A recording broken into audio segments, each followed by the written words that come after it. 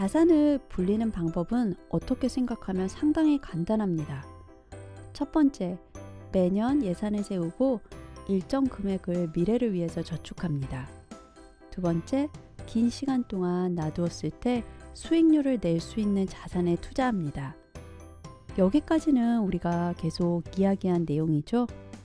오늘은 여기에 세 번째 조건인 투자의 위험을 관리하는 것에 대해 배워보겠습니다. 강의를 진행하면서 은행에 저금했을 때 받는 이자율부터 주식이나 채권 등 다른 투자처에 투자했을 때 내는 여러 가지 수익률을 예로 들었습니다. 아마 여러분들이 벌써 눈치를 챘을지 모르겠습니다. 제가 은행 이자율 이야기를 할 때 1년에 1%, 2% 이렇게 적은 수익률을 이야기했고, 투자를 이야기할 때는 1년에 6%, 7% 이렇게 더 큰 숫자를 썼습니다. 이런 예상 수익률이 바로 우리가 실생활에서 접하는 수익률이었기 때문입니다. 좀 더 자세히 이야기해 볼까요? 보통 은행에 저금할 때 연이자율이 1%니 하는 것을 알고 저금합니다. 이자율의 변화에 따라 이 숫자가 변동할 수는 있지만 엄청난 차이가 하루아침에 일어나지 않습니다. 저금할 때는 대충 얼마만큼의 이자 수익이 생기는지 알 수가 있죠. 투자는 다릅니다. 앞에서 공부한 예상 수익률이라는 개념을 기억하고 있는지요? 투자는 장기간에 걸친 예상 수익률을 이야기할 수는 있습니다. 하지만 예상 수익률이 8%라고 매년 동일하게 8%의 수익률을 내는 것은 아닙니다. 여기 세 가지 옵션이 있습니다. 옵션 1은 연수익률이 6%로 확정이 되어 있는 경우입니다. 옵션 2는 연수익률이 5%도 될 수 있고 6% 혹은 7%도 될 수 있습니다. 이렇게 될 수 있는 확률은 3분의 1로 동일합니다. 옵션 3은 5가지 경우가 가능한데 각각 마이너스 4%, 1%, 6%, 11%, 16%입니다. 세 가지 예상 수익률은 모두 6%로 동일합니다. 하지만 모두 예상 수익률이 같더라도 실제로 일어날 수 있는 상황에는 엄청난 차이가 있습니다.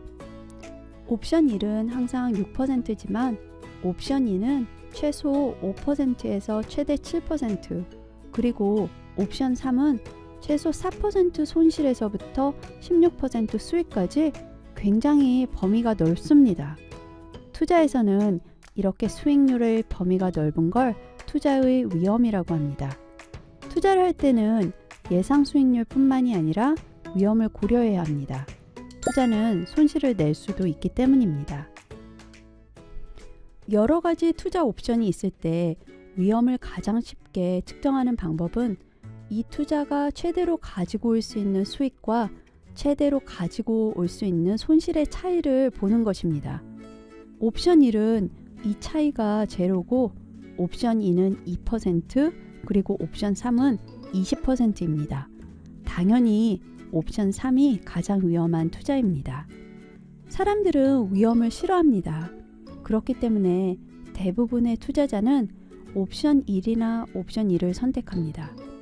이해를 돕기 위해 든 예에서는 동일한 예상 수익률에 서로 다른 위험이 존재했지만 실제 우리의 삶에서 예상 수익률이 높은 투자는 대체로 위험도 큽니다. 즉, 오래 보유하고 있으면 예상 수익률을 달성할 확률은 높아지지만 매년 수익률의 변동이 크고 심지어는 손실을 내는 해도 있을 수 있다는 뜻입니다. 이런 이유로 위험성이 없는 저축은 이자율이 낮고 대신 이보다 위험이 큰 주식 투자는 예상 수익률이 높은 겁니다. 그렇기 때문에 투자자는 자신이 얼마나 많은 위험을 감수할 수 있는지에 대해 생각해 보아야 합니다. 무조건 수익률이 높다는 말에 혹해서 투자해서는 안 됩니다. 위험을 너무 많이 감수하는 것은 싫지만 어느 정도 수익률이 있어야 미래를 위한 준비를 할 수 있겠다는 생각이 든다면 어떻게 해야 할까요? 이번에는 예를 좀 바꾸어 볼게요.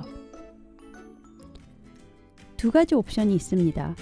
옵션 1은 은행에 저축하는 것인데 이자율이 1%입니다. 옵션 2는 세계 여러 주식시장의 지수에 투자하는 펀드인데 예상 수익률이 7%입니다. 물론 옵션 2는 손실을 낼 위험도 있습니다. 옵션 2에 투자를 하고 싶은데 좀 무섭다면 가지고 있는 돈을 나누어서 일부는 옵션 1에 일부는 옵션 2에 합니다. 이런 식으로 해서 투자의 위험을 낮추는 것을 투자의 다양화라고 합니다. 투자를 해서 자산을 늘릴 때는 첫째, 예상 수익률이 같다면 위험이 적은 투자를 선택하고 둘째, 결정한 투자가 수익률을 실현할 수 있을 만큼 차분하게 장기 투자를 하고 셋째, 여러 가지 자산에 나누어서 투자를 해야 합니다. 이렇게 위험을 관리하는 것이 자산을 불리기 위한 첫 번째 스텝입니다.